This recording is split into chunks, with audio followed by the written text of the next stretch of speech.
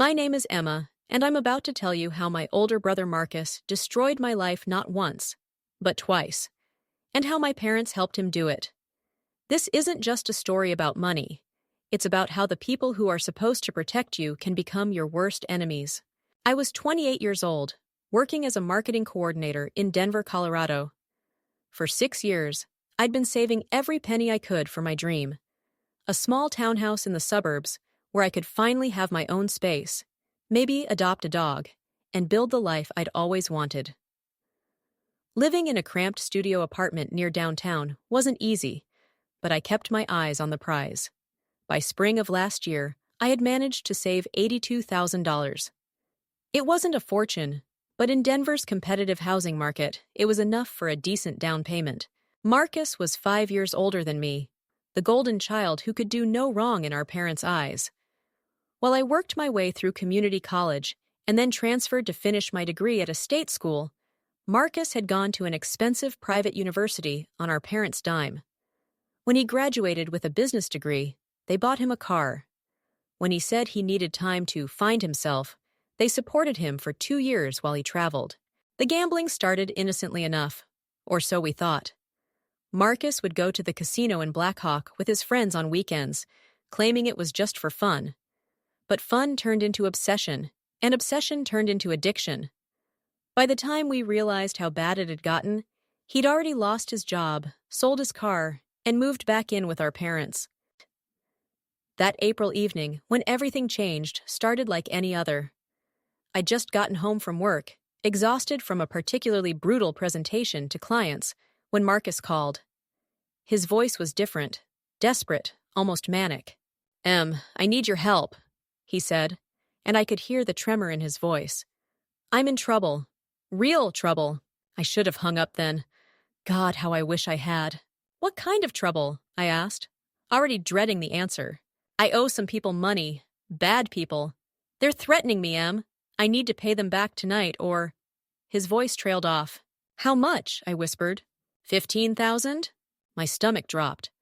"Marcus, I don't have that kind of money just lying around. But you have your house savings. Please, Em, I'll pay you back. I swear on everything. I already have a plan to make the money back. I just need this to buy some time." I said no. I said it firmly, clearly, repeatedly. But Marcus didn't take no for an answer. He showed up at my apartment an hour later, our parents in tow. My mother was crying, mascara running down her cheeks as she clutched my father's arm. "Emma, please," she sobbed. "They said they'll hurt him. We can't let anything happen to your brother." My father, usually stoic and quiet, looked broken. "We'll make sure he pays you back," he promised. "We'll supervise it ourselves. But right now, we need to keep him safe." For 2 hours, they wore me down. They talked about family, about how Marcus had always been there for me when we were kids. They reminded me of the time he stood up to bullies for me in elementary school, how he taught me to ride a bike, how he held my hand at Grandma's funeral. They painted a picture of a loving older brother who just made some mistakes. Finally, exhausted and emotional, I gave in. But I wasn't stupid enough to just hand over cash. Instead, I gave Marcus my debit card and PIN, making him promise to only take the $15,000 he needed. I watched him leave with our parents, my card in his pocket, and a sick feeling in my stomach. The next morning, I woke up with a sense of dread. I immediately checked my banking app, and my worst fears were confirmed. The account was empty. Not just the $15,000, everything, all $82,000, gone. The transaction history showed multiple ATM withdrawals throughout the night, each one the maximum amount allowed, until there was nothing left. I couldn't breathe. 6 years of sacrifice, of eating ramen noodles and skipping vacations, of wearing the same clothes until they fell apart, all gone in one night. I called Marcus, but his phone went straight to voicemail. I called my parents, and my mother answered on the third ring. "He took it all," I said, my voice hollow. "Every penny." There was silence on the other end. Then my mother's voice, small and defensive. "I'm sure there's an explanation. Maybe he needed more than he thought." "An explanation? He stole $82,000 from me? That was my house money." "Don't be dramatic, Emma. He's your brother. I'm sure he'll explain everything when he gets home. I hung up and threw my phone across the room. Then I did something I rarely did. I called in sick to work, went to the liquor store, bought a bottle of wine, and proceeded to drink myself into oblivion while sending increasingly angry texts to Marcus. The worst one simply said, "You're dead to me. I hope you rot in hell for what you've done." The next morning, nursing a horrible hangover, I woke up to pounding on my door. My parents stood in the hallway, looking like they'd aged 10 years overnight. Without invitation, they pushed their way into my apartment. "We've talked to Marcus," my mother began, settling herself on my couch as if she belonged there. "He's very sorry for what happened. He says he only meant to take the 15,000, but then he saw an opportunity to win big and help you double your savings. He was trying to help." I laughed. A bitter, hollow sound that didn't sound like me. "Help? He stole everything I had." My father cleared his throat. "Emma, what's done is done. The money is gone, but we're still a family.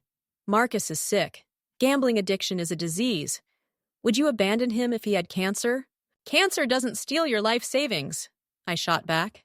"Money isn't everything," my mother said, and I saw red. "Easy for you to say. You're not the one who just lost 6 years of savings. You're not the one who has to renew their lease for another year because they can't afford a house anymore. You're not the one who has to start over from nothing at almost 30. You're being selfish," my mother snapped, her tears from yesterday replaced with anger.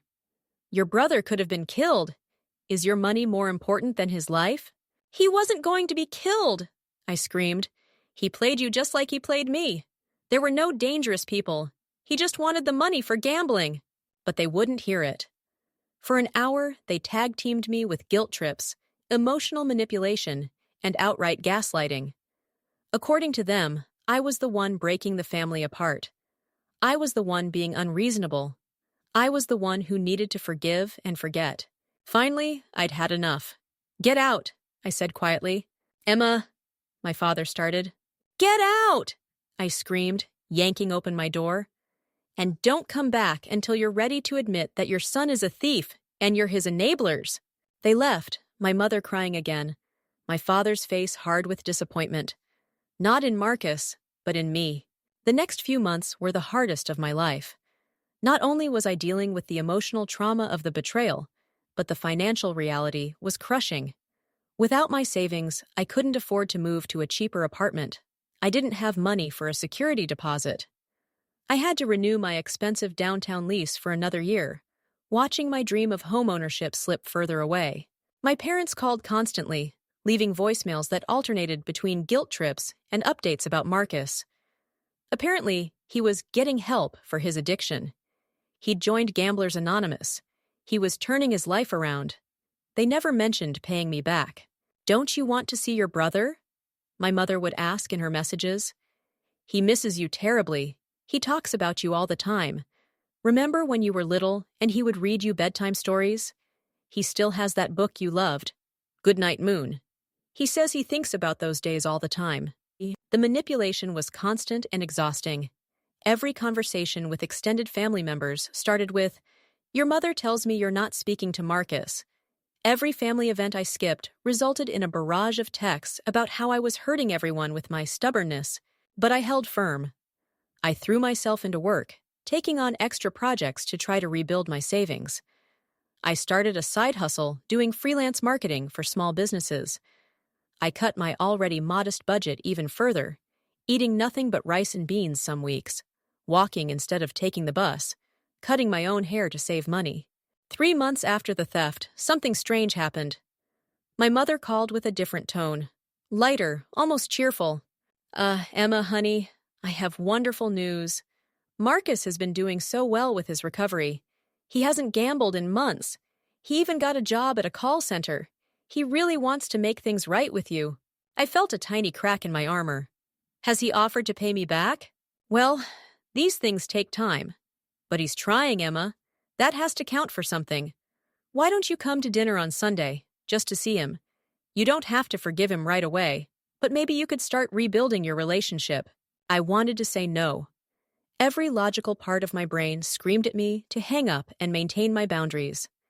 But there was another part, the part that remembered my big brother teaching me to tie my shoes, carrying me on his shoulders at the state fair, sneaking me extra cookies when Mom wasn't looking. That part whispered, "What if he really has changed?" Against my better judgment, I agreed to one dinner. Just one. I told myself I was doing it for my parents, not for Marcus. The Sunday I showed up at my childhood home in Arvada, the suburb where I'd grown up, my hands were shaking. Marcus answered the door.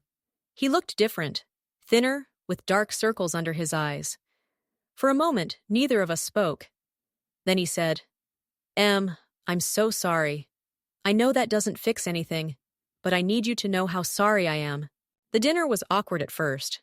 Marcus was subdued, almost meek.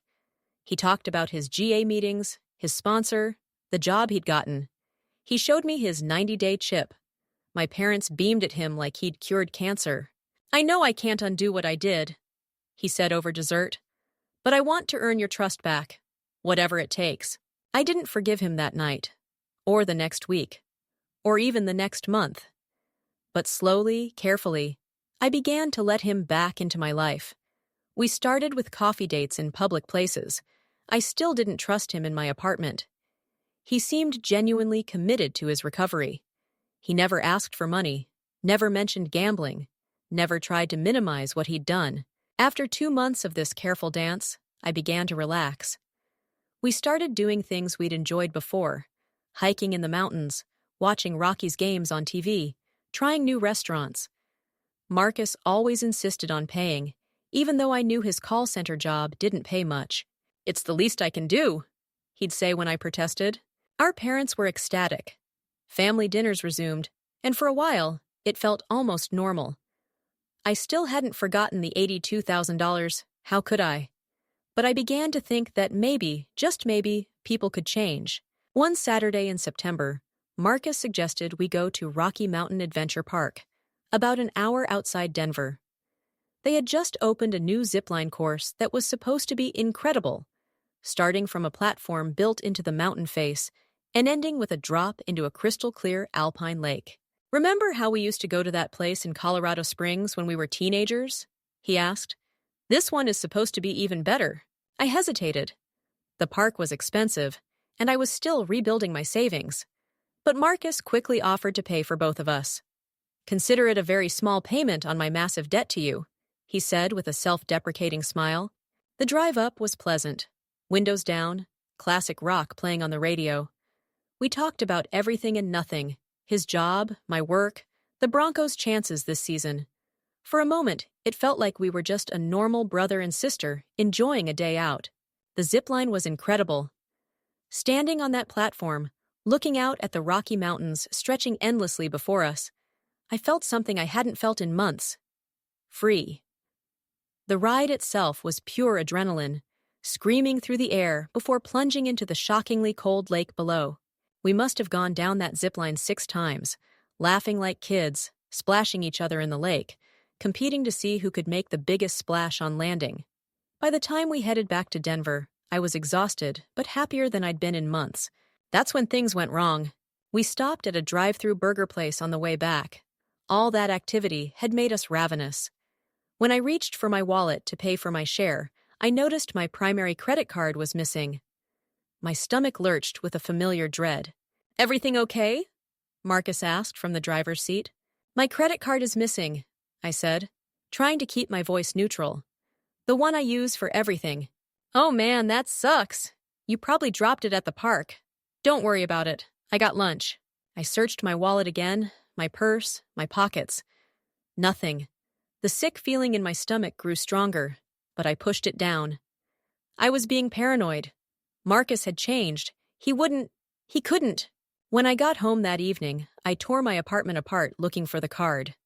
Finally, exhausted and frustrated, I checked my wallet one more time. There it was, my credit card sitting in the wrong slot. I always put it in the front slot, but now it was tucked behind my library card. I told myself I was being paranoid. I'd been stressed, distracted. Maybe I'd put it in the wrong place without thinking. But that night, I couldn't sleep. Something felt wrong. The next evening, I was settling in to watch Netflix when my phone buzzed. It was a fraud alert from my credit card company.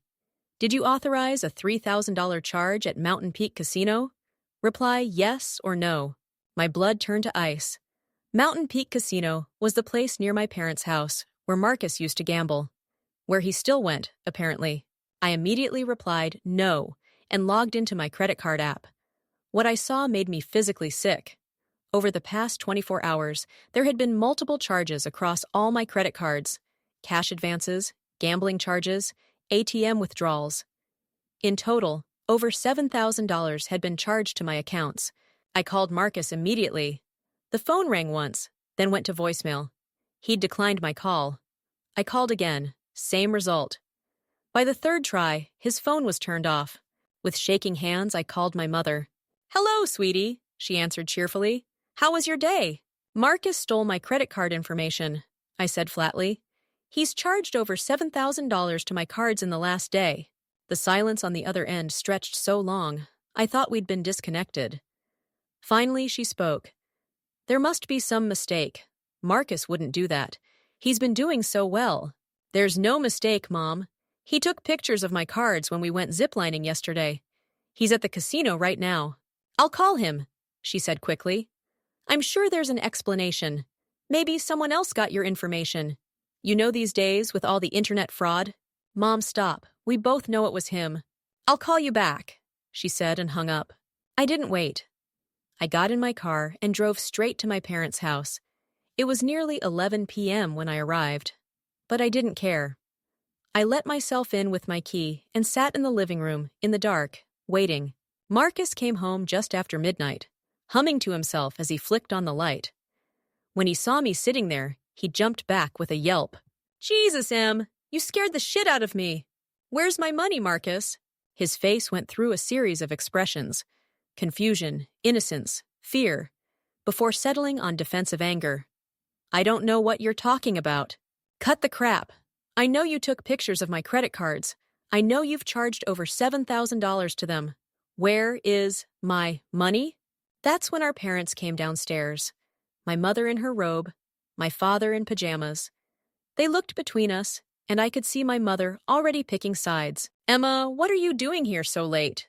she asked, as if I was the problem. "Your son stole from me, again." Marcus's mask finally slipped. He collapsed into a chair, head in his hands. "I was trying to win back what I owed you," he mumbled. "I had a system.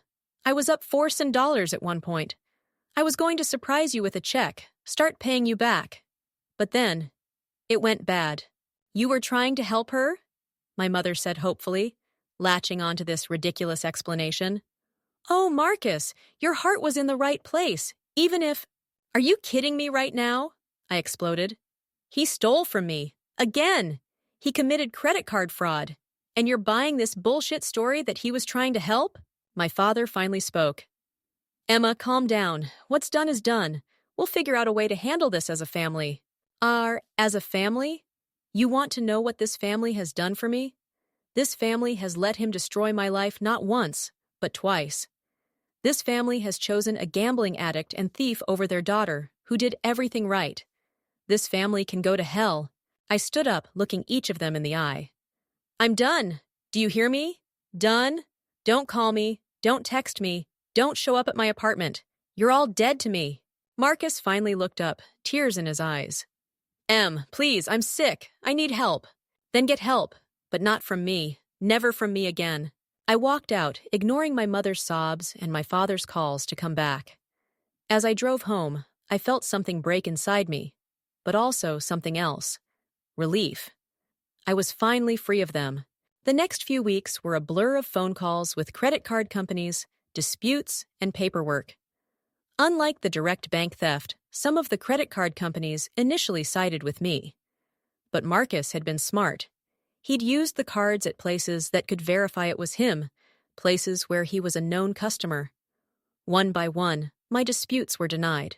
The financial hit was devastating, but not as bad as the first time. What really hurt was my credit score. When the updated report came in, I dropped 127 points. The interest rates on my cards skyrocketed. The pre-approval I'd gotten for a home loan was revoked. I was further from buying a house than I'd been before I even started saving. I had no choice but to get a second job. I found night work doing data entry for a medical billing company. The pay wasn't great, but it was something. My new schedule was brutal. Marketing job from 8 a.m. to 5 p.m., an hour commute home, a quick dinner, then data entry from 7 p.m. to midnight. Weekends were for sleeping and my freelance clients. My phone never stopped ringing. My parents called constantly, leaving increasingly desperate voicemails. Marcus sent long, rambling texts apologizing and explaining his disease.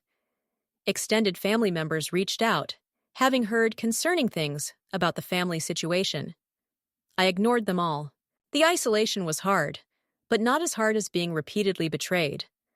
I threw myself into work, into rebuilding. Every dollar saved felt like a small victory, a step away from them and toward the life I wanted. One October evening, exhausted after another 16-hour day, I saw my mom had called 4 times. Against my better judgment, I listened to the last voicemail. "Emma, sweetie, it's Mom. I know you're upset, and you have every right to be. But Halloween is coming up, and I can't stop thinking about how much you used to love it. Remember how you'd plan your costume for months? And how Marcus would take you trick-or-treating even when he was too cool for it in high school. He never complained, not once. He'd walk you around for hours, making sure you hit every house, carrying your candy when the bag got too heavy. Those were such precious times, Emma. We all miss you so much. The house feels wrong without you. Please, just think about coming home." I deleted the message, but the damage was done. The memories came flooding back. Marcus dressed as a vampire, pretending to be scared of my little witch costume. Marcus trading me all his Reese's for my Smarties because he knew they were my favorite. Marcus defending my right to trick-or-treat just one more year when our parents said I was getting too old. Who was that person? How did that protective, caring big brother become the man who destroyed my life for a gambling high? 2 weeks later, they showed up at my apartment. I saw them through the peephole, my parents, looking older and sadder than I'd ever seen them. I debated not answering, but I knew they'd just keep coming back. 5 minutes, I said, opening the door but not inviting them in. They exchanged glances, then my mother spoke. "We're hosting Thanksgiving this year. The whole family will be there, your aunts and uncles, your cousins. Everyone's been asking about you." "Good for them."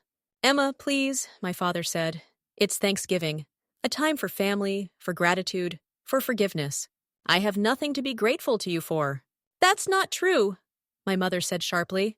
"We raised you, loved you, supported you." And then threw me under the bus the second Marcus needed enabling. "We're not here to fight," my father said tiredly. "We just want our family back together. One dinner. That's all we're asking."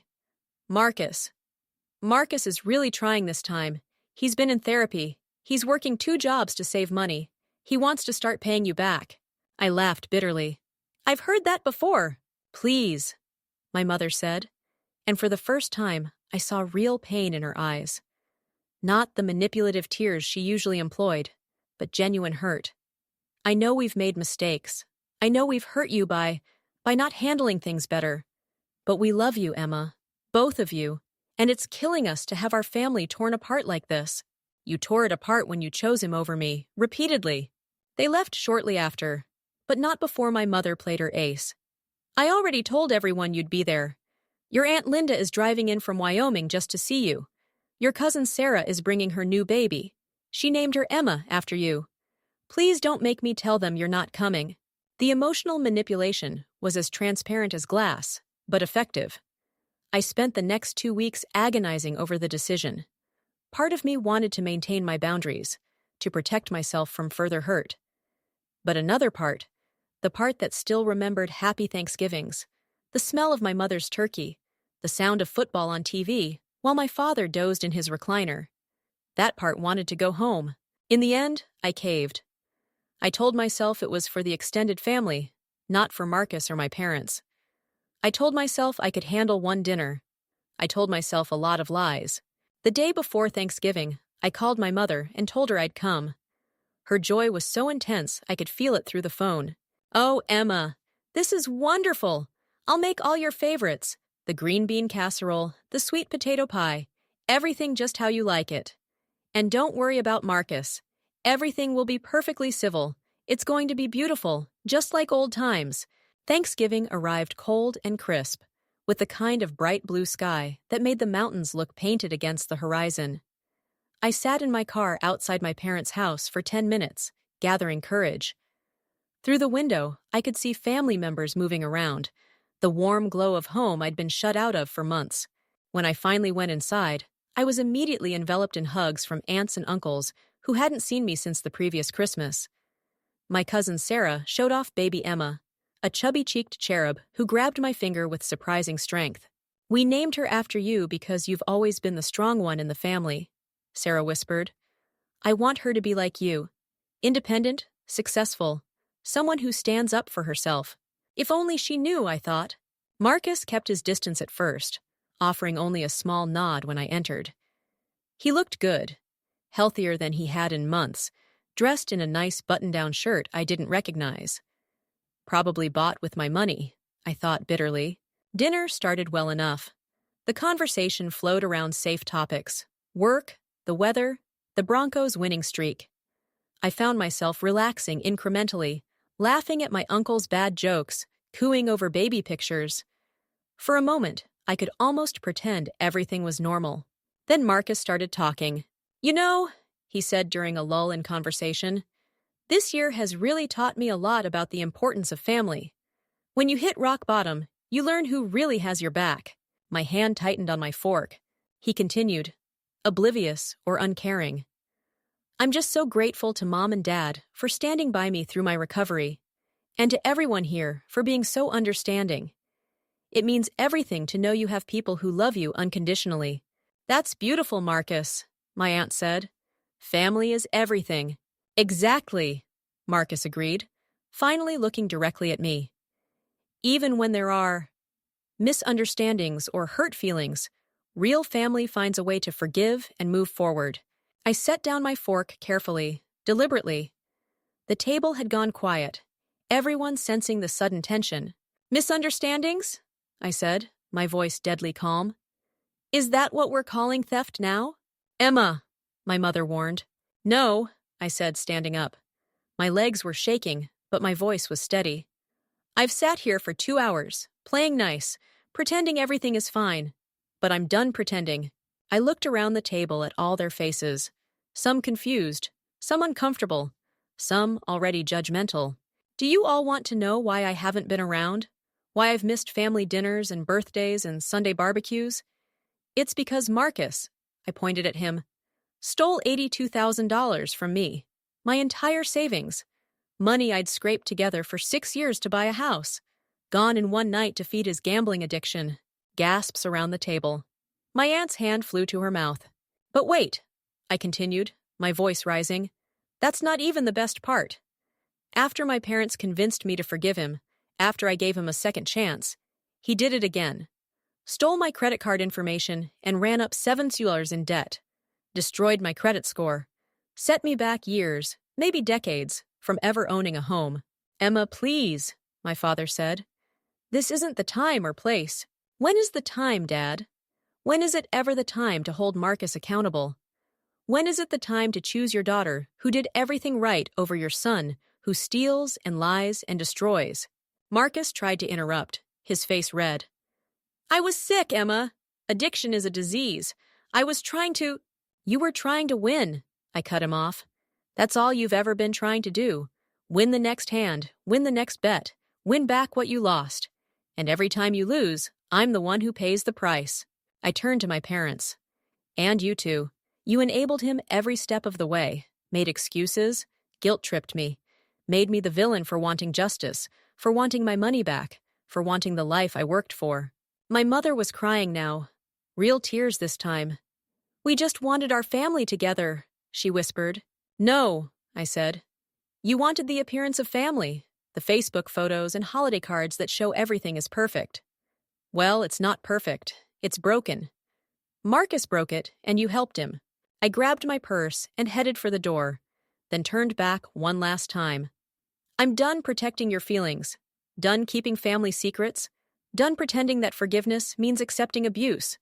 Marcus, you stole my future. Mom, Dad, you chose him over me every single time. Live with that. The room exploded as I left. Voices raised, accusations flying. I heard my uncle demanding to know if it was true, my aunt defending me, my parents trying to explain. But I didn't stop. I got in my car and drove away, leaving the chaos behind. I expected the aftermath of my Thanksgiving explosion to be lonely. I expected to be completely cut off, vilified by the extended family, painted as the unstable one who ruined dinner. What I didn't expect was my phone to start ringing an hour after I got home. The first call was from my Uncle Pete, my dad's brother. "Emma, it's Pete. I just wanted to say, Jesus Christ, kid. 82,000? Are you serious?" "Every penny," I confirmed. "And your parents knew?" "They convinced me to give him the money in the first place. Told me he owed dangerous people, that he'd be hurt if I didn't help." Pete let out a string of curses. I knew something was off. The way they talked about you not coming around anymore, it didn't add up.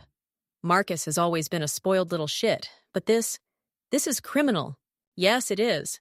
But according to them, family doesn't press charges. Bullshit. Family doesn't steal from family. Listen, Emma, I don't have much, but I want to help. Let me send you something, help you get back on your feet. I was touched, but declined.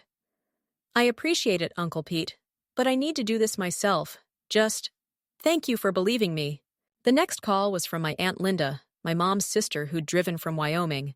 "Honey, I am so sorry," she said without preamble. "I had no idea things had gotten this bad. Your mother always made it sound like you were being stubborn about some minor squabble." "Of course she did. I gave her hell after you left. Told her she should be ashamed of herself, choosing that deadbeat over you. She tried to explain about his disease, and I told her where she could shove that excuse. Despite everything, I smiled. Aunt Linda had always been the firecracker of the family. What really gets me, she continued, is that they let you struggle alone. You've been working yourself to death while he sits on his ass feeling sorry for himself. It's disgusting. The calls kept coming. Cousins who offered support, great-aunts who were appalled, family friends who'd heard what happened through the grapevine. Not everyone sided with me. Some still thought I'd been too harsh, that I should have handled it privately. But more supported me than I'd ever expected. The most surprising call came 3 days after Thanksgiving from my cousin Derek, who worked in banking. "Sam, I've been thinking about your situation," he said. "Have you looked into legal options? What Marcus did with the credit cards is fraud, plain and simple. The fact that the credit card companies denied your disputes doesn't mean you can't pursue criminal charges. My parents would lose their minds. So what? They didn't care about your mind when they let him destroy your credit. Look, I have a friend who's a prosecutor. She deals with cases like this. Want me to connect you?" I thought about it for a long moment. Let me think about it. But the legal route wasn't necessary. The family pressure on Marcus and my parents intensified over the following weeks. Uncle Pete showed up at their house and read them the riot act. Aunt Linda called daily to berate my mother. Cousins refused to speak to Marcus at family gatherings. Then, 2 weeks before Christmas, I got an unexpected visitor at my apartment. When I opened the door, my grandmother stood there, all 4 feet 11 inches of Irish fury. "Grandma, how did you—" "Your cousin drove me," she said, marching into my apartment without invitation.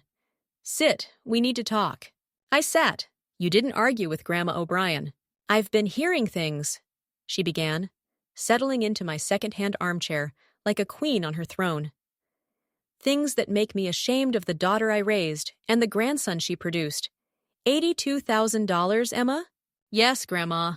She shook her head, her white curls bobbing. "When I came to this country, I had nothing. Worked 3 jobs to support my children. Your grandfather worked himself into an early grave to give us a better life. And this is what they do with that legacy? Enable a thief and abandon the child who honors our values? Mom and Dad think they're helping him." "Bullshit," she said, and I blinked at the profanity. Grandma rarely cursed. "They're not helping him, they're crippling him, and they're destroying you in the process." She reached into her purse and pulled out an envelope. "This is for you." "Grandma, no, I can't." "You can and you will," she said firmly. It's not charity, it's justice. Marcus stole your future, and your parents let him. I won't let my granddaughter suffer for their failures. The envelope contained a check for $10,000. Grandma, this is too much. It's not enough, but it's what I can spare. Use it for your house fund. And Emma? She grasped my hand with her gnarled fingers. Don't you dare forgive them unless they earn it. Real amends, real change, real restitution. Anything less is an insult to what they've put you through. After Grandma's visit, things shifted. The family pressure on my parents intensified, and suddenly they were the ones being excluded from gatherings, the ones fielding uncomfortable questions. Marcus's reputation in the family was destroyed. No one trusted him, no one wanted him around their homes or valuables. I used Grandma's money to pay off some of the credit card debt, which helped my credit score marginally. I kept working my 2 jobs, kept saving every penny. My life was exhausting but stable. I'd found a rhythm that didn't include my immediate family, and I was okay with that. Then, 3 days before Christmas, Marcus showed up at my work. I was walking to my car after a particularly long day when I saw him leaning against it.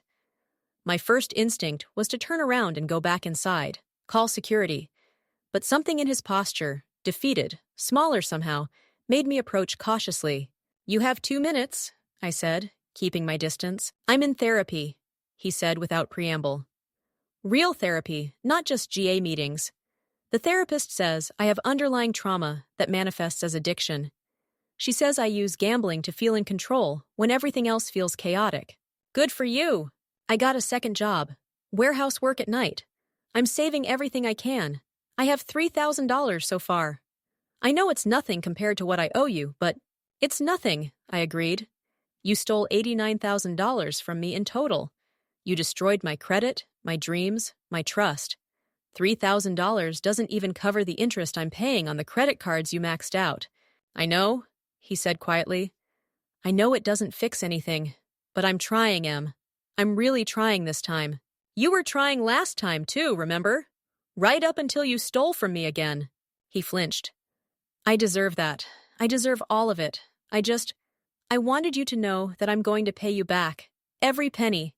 It might take me years, but I'll do it. I'll believe it when I see it. Also, he continued, pulling out an envelope, Mom and Dad wanted me to give you this.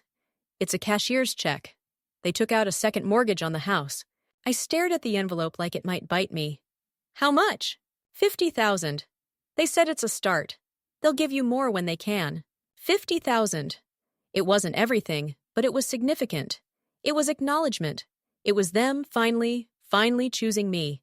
I took the envelope with shaking hands. This doesn't fix everything, I said. I know, but maybe it's a start?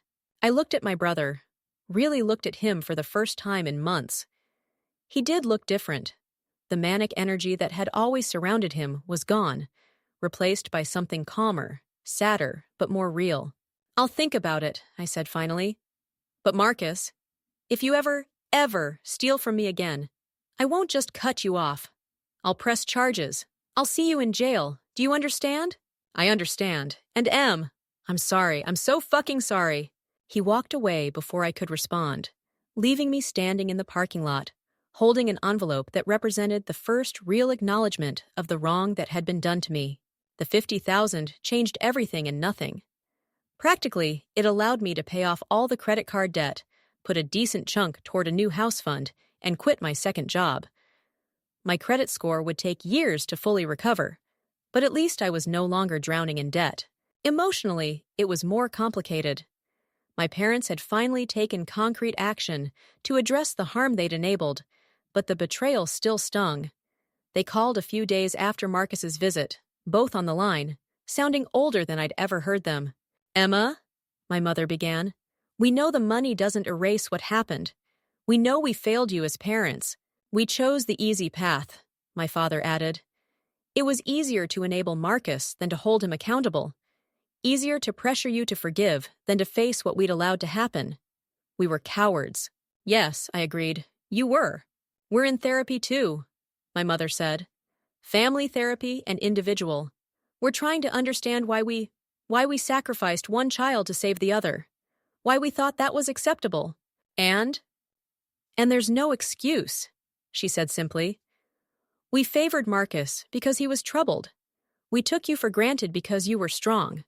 We told ourselves we were being good parents, but we were just being enablers. It was everything I'd wanted to hear, but somehow it wasn't enough. Words were easy. They'd had lots of words before.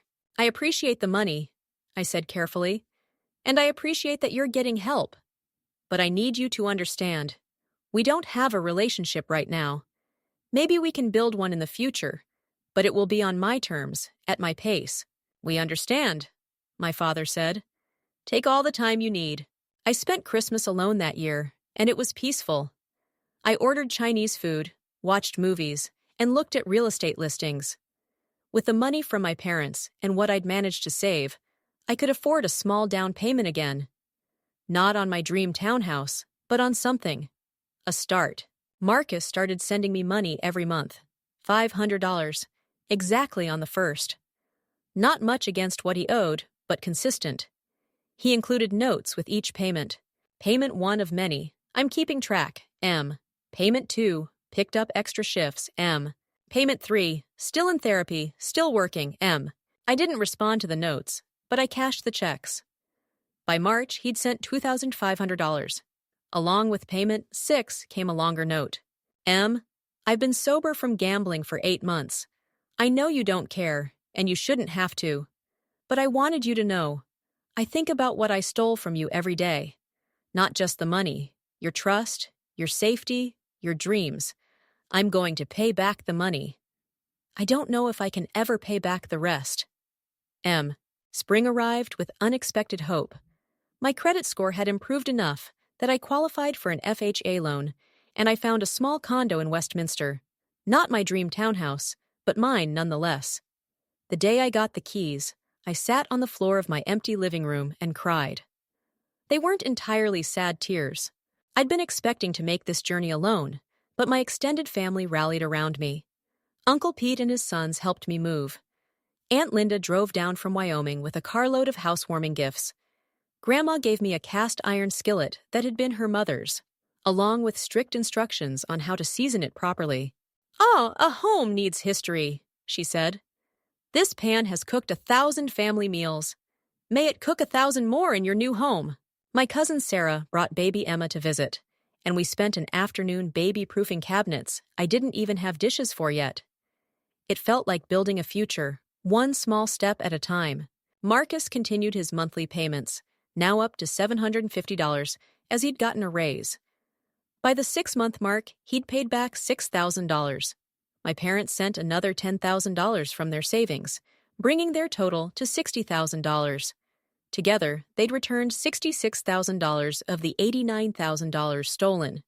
Not complete restitution, but significant progress. In July, my therapist challenged me to think about what kind of relationship, if any, I wanted with my immediate family going forward. "You're under no obligation to forgive," she reminded me. "But carrying active anger is exhausting. What would peace look like for you?" I thought about it for weeks. Peace wouldn't be pretending nothing happened. It wouldn't be the close-knit family we'd once been.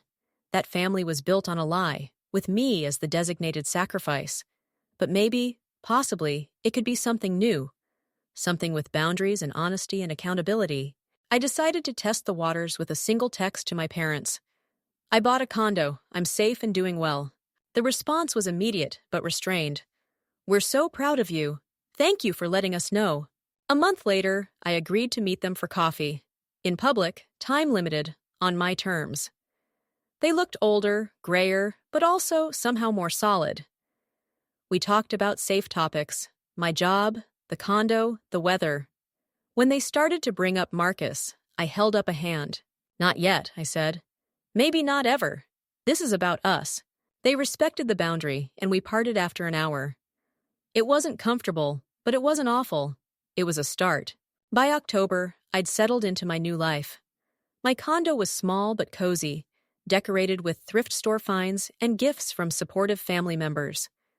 I'd been promoted at work, partly because I was no longer exhausted from working 2 jobs. I'd even started dating someone, a teacher named Alex who understood why I was cautious about money and family. That's when Marcus called. I almost didn't answer. We hadn't spoken directly since that day in the parking lot. But something made me pick up. Em? Thank you for answering. I have news. Good news, I think. What kind of news? I got a settlement. From a car accident 3 years ago. Remember when that truck hit me? The case finally settled. After lawyer fees and everything, I'm getting $31,000. I waited for the punchline, for the excuse about why he couldn't use it to pay me back. I'm sending you all of it, he continued. Every penny. That brings my total repayment to $37,000. Still not everything, but... Marcus! I interrupted, my voice shaky. Are you serious? The check is already in the mail. Certified, so you know it won't bounce. Em, I know money can't fix what I did, but I need to make this right, as much as I can. The check arrived 3 days later. $31,000 made out to me. I stared at it for a long time, remembering the brother who'd stolen everything, twice. But also remembering the brother who'd taught me to ride a bike, who'd walked me trick-or-treating, who'd held my hand at Grandma's funeral. With Marcus's payment and my parents' contributions, I'd now recovered $97,000, actually more than what was stolen, when I factored in some of the interest. It didn't erase the pain, the broken trust, the lost opportunities. But it was accountability. It was amends. It was trying. The week before Thanksgiving, my phone rang. Mom. Oh, I know you probably have plans, she said carefully. But we're hosting again this year. Smaller this time. Just immediate family and Grandma. We'd love to have you, but we understand if... Will Marcus be there? Yes. But Emma, we've set clear boundaries. No talk of forgiveness or moving past things. No pressure, just family dinner if you want it. I thought about the previous year's disaster, the pain of it all, but I also thought about Grandma's cast iron skillet, about the history we carry with us, about the possibility of building something new from broken pieces. I'll think about it, I said. In the end, I went. Not because I forgave everything, not because we were back to normal, but because I was strong enough to choose. I brought Alex with me, partly for support, partly to establish that I had my own life now, separate from them. Dinner was quiet, careful. Marcus sat at the opposite end of the table, offering only a small nod when I arrived. He looked healthier than I'd ever seen him, clear-eyed, steady, present. My parents were attentive, but not overbearing, respectful of boundaries in a way they'd never been before. I heard you got promoted, my father said. Regional marketing manager, right? Yes, it came with a good raise. That's wonderful, my mother said, and I could see her physically stopping herself from saying more, from overstepping. It was Grandma who broke the careful tension. Well, this is goddamn awkward, she announced. Everyone walking on eggshells, afraid to breathe wrong. Marcus, pass the potatoes. Emma, tell us about this young man you've brought.